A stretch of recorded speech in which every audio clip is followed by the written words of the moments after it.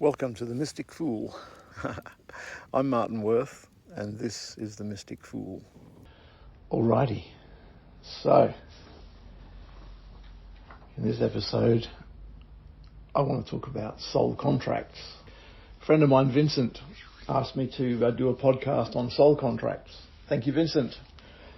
Look, I don't have an opinion on soul contracts. I've heard of them, obviously. I have never had a client, in a healing session where one came up. And all my work with clients, it's never come up. You'd think a soul contract would have popped up at some stage.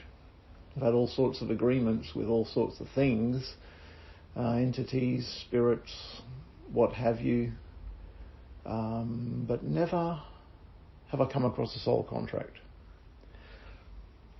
So I thought, okay, I'm going to throw all my my prejudices and beliefs out the window and look at this fresh.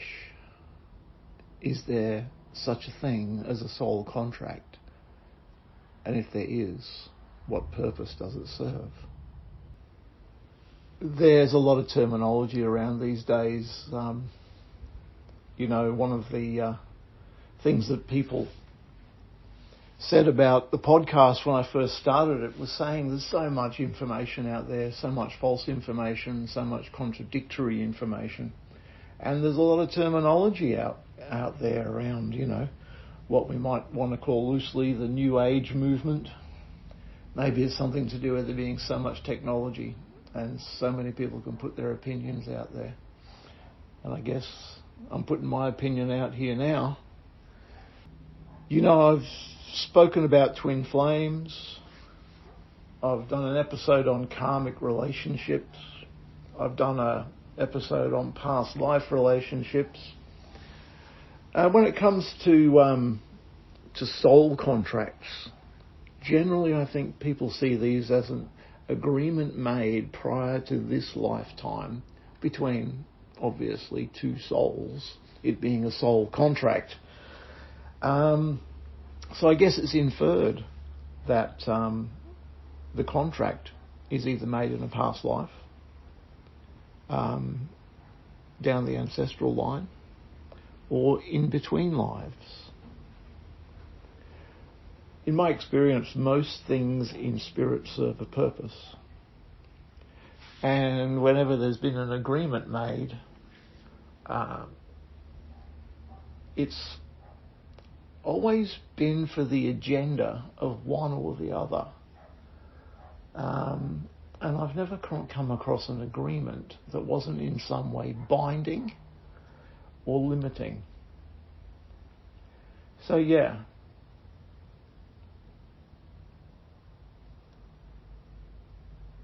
in trying to keep an open mind on this, the first question I ask is, why do soul contracts exist? If they're a thing, what purpose do soul contracts serve? Within this life, within others' lives, within this dimension? I guess the main contract that we make is that we agree to come here. We choose our parents, and therefore obviously choosing the time and conditions of our birth into this dimension. I believe wholeheartedly for a purpose.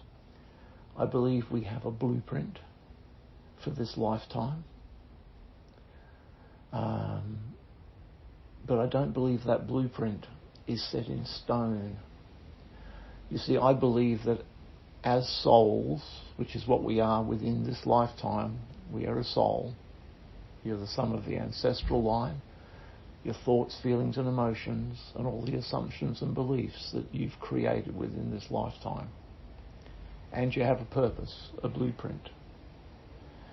But a friend of mine, David Bauer, who's the Lemurian healing fellow, created that modality. David Bauer had a great analogy of life blueprint. He said it's like going on a holiday. And when you go on a holiday, you know where you're going, planet Earth. You know when you're going.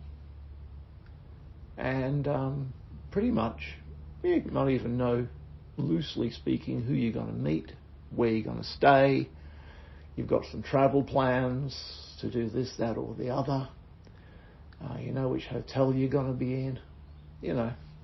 So pretty much, you've got a plan, a blueprint, an agenda. And you know, but the minute you hit the airport and your flight's delayed, or, you know, your luggage ends up in Canada and you end up in Santa Fe, you stay at a hotel that's absolutely crap, so you have to check out of that hotel and you break that agreement, and you check in somewhere else. Some of the people you were going to meet just don't show up.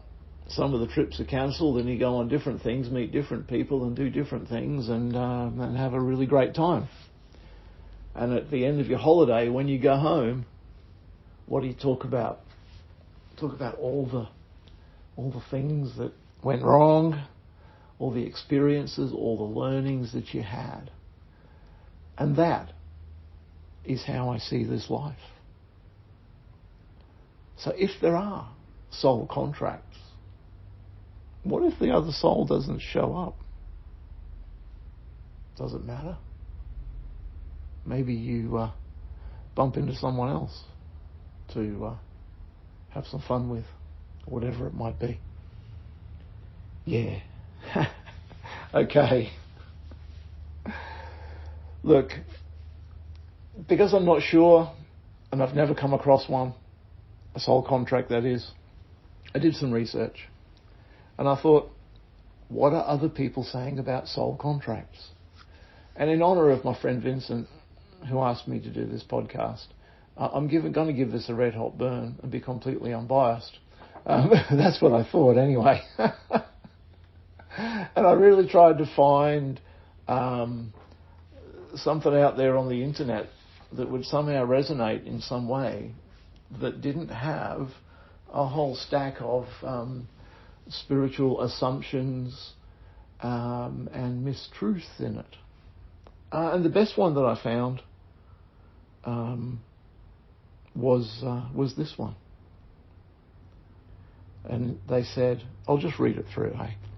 They said, soul contracts are based on the notion that before incarnating into a new body, our souls correspond with other souls.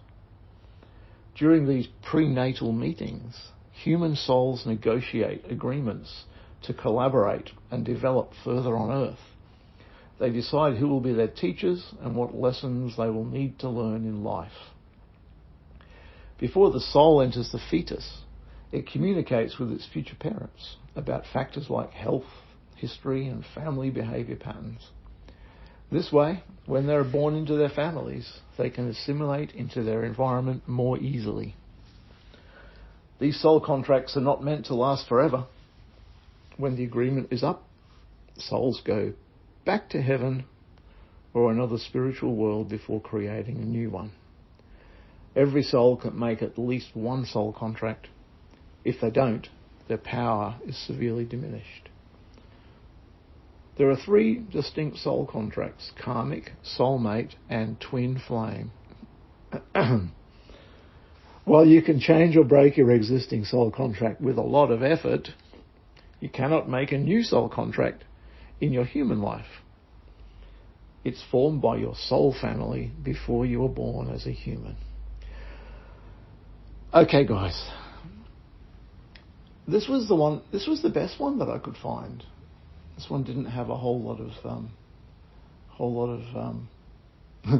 this one had a whole lot of stuff in it that is just not right.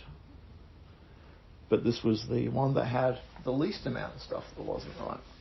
So look, okay. Soul contracts are based on the notion before incarnating into a new body that our souls correspond with other souls. Well, guys, you are a soul in this incarnation, you are the sum of the ancestral lines of the mother and the father. You are the collaboration of all your thoughts, feelings and emotions within this lifetime. Okay, you have past lives, don't you? But in each of those past lives, you are a different soul. It's not you who was born back in the 1800s as a cowboy, or who went waging battle axe wars with the Vikings back in the whatever century that was. You're in a past life, you're a different soul. The term soul is often bandied around and equated with spirit, but I tell you, my friends, that spirit and soul are not the same thing. The soul is an instance of an incarnation within a lifetime. Spirit is that thread.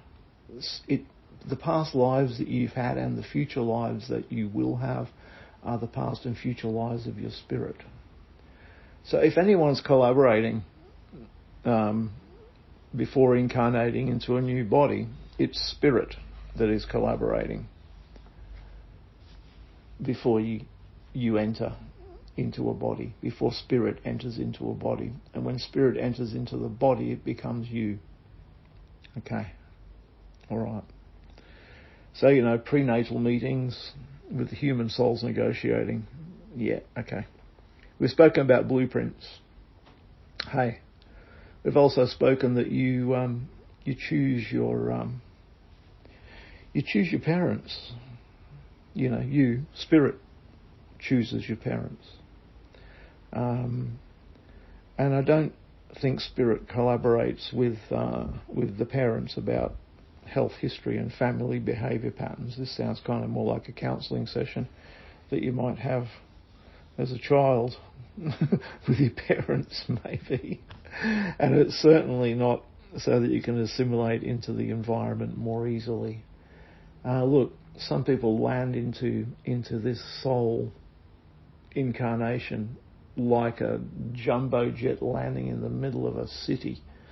It's chaos from the minute they're conceived, Mum and dad not getting on, thinking about having an abortion.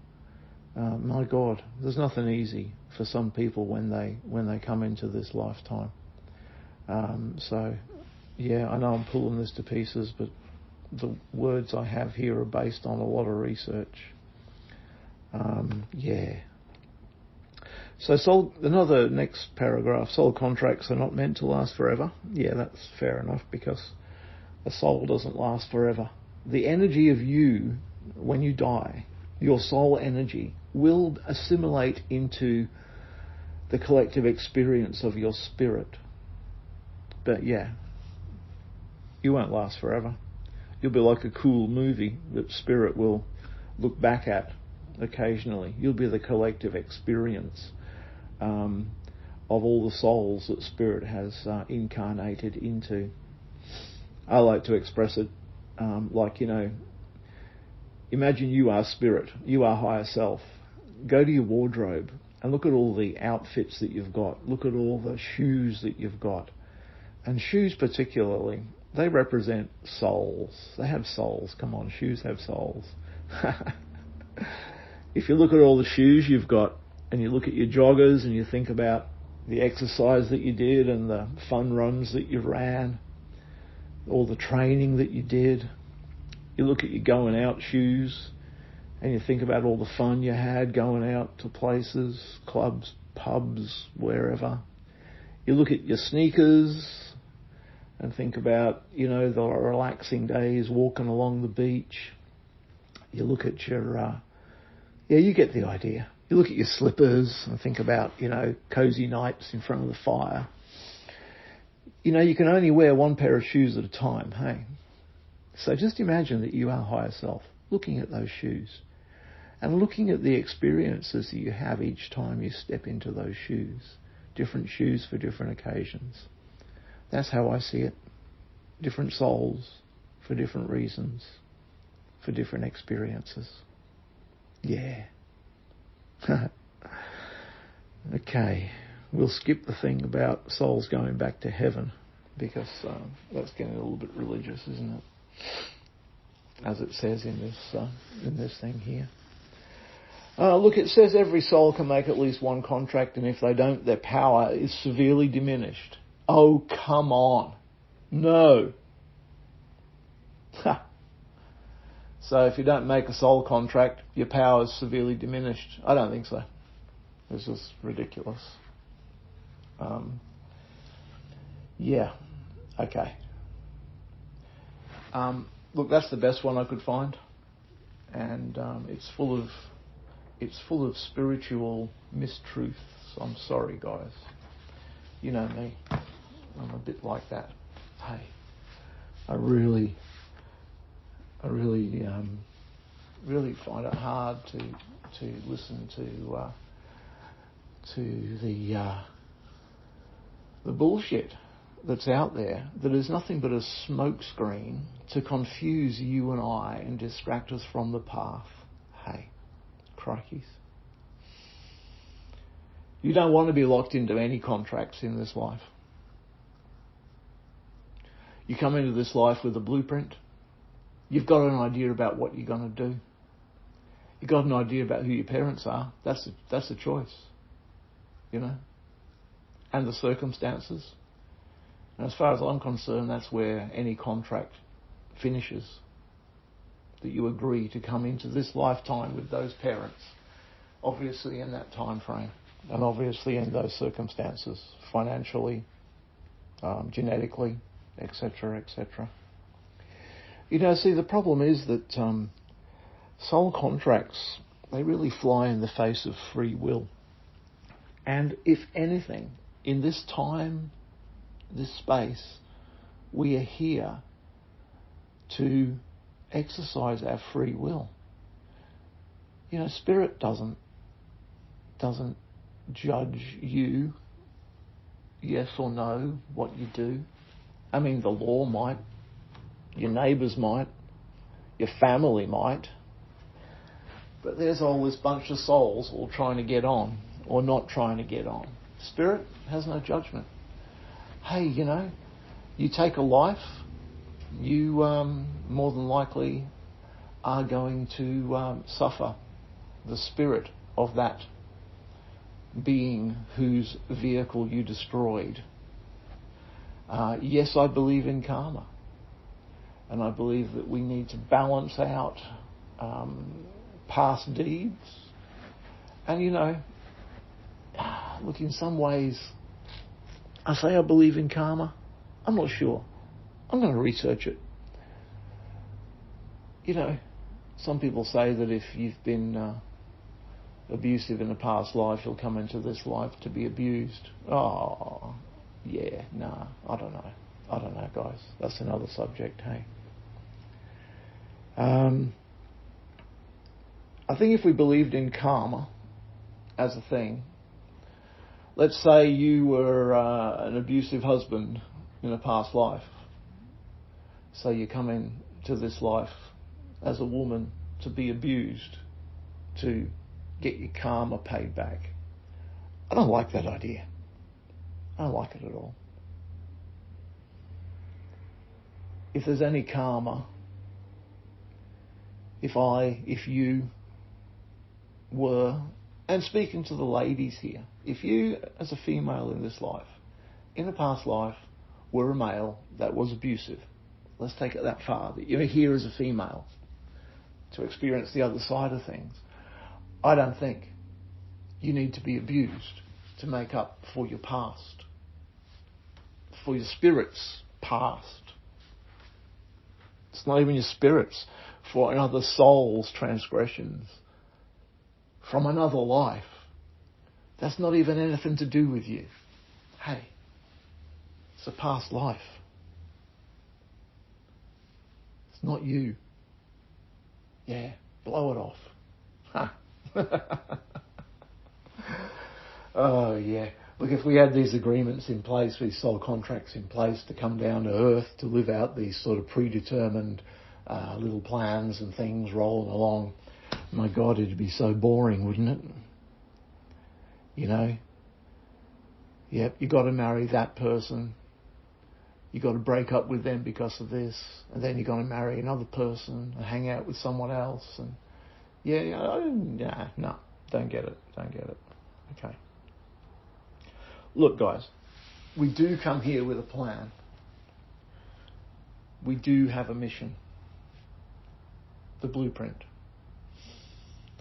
When we arrive in this world, we are, other than having a blueprint, getting back to the holiday idea, you're like a tourist landing in a foreign country. You ain't got a clue what the road signs say. You haven't got a clue what other people are saying. You got to learn the language. You got to learn the lay of the land. You got to learn how everything works. Particularly if you're going to stay there for a while and not just hang around the, air quotes here, English speaking, or whatever language is your native language, English speaking people in the hotels and the tourist spots, When you land on this earth, you've got to learn how it works. And in learning how it works, we make mistakes, we make assumptions, we create beliefs that are not necessarily even true. This is the fun of this dimension. Do you attract people to you? Yes, you do. By your very vibration. Through the assumptions and beliefs that you've created. It's a process called individuation, and that's on my list of podcasts to talk about. So I believe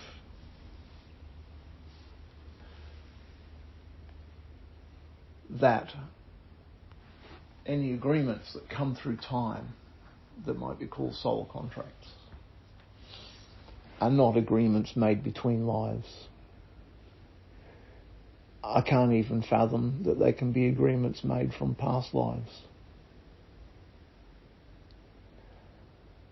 And I don't think we made agreements with our ancestors. The only agreement that I can really see is the agreements that we made, that Spirit made to choose those parents. With this plan, this blueprint, to go forth into this life, to have some fun, learn some lessons, and work out how to navigate a world where there is free will. You're not a tree that can't move. You're not an animal that runs on just instincts. You're a human being with a brain and free will. And sometimes it might be easy to sort of think everything's predetermined, or you've made these agreements, you're with this crappy partner because it's for your own karmic good. But no, I say it's not. I've got nearly 800 documented client sessions where we've worked through past lives, ancestral stuff, we've cleared entities, spirits, gone back to ancient times when people did curses and magic, and I've never, ever once come across a situation where a person agreed to come back into this life with someone from a past life to clear something up. Yeah. That's my opinion on soul contracts. Hey, look, like I said at the beginning, I've never really even much thought about soul contracts because they've never come across my radar before. I don't know that I've got any. I don't know anyone that has any. But I do know a lot of people that think they have and are stuck in bad situations because if it's a soul contract, it justifies the situation. Maybe gives them a fuzzy feeling knowing that perhaps there's something here that's beyond their control and that it's got to put up with this shit. Maybe it's an excuse. All contracts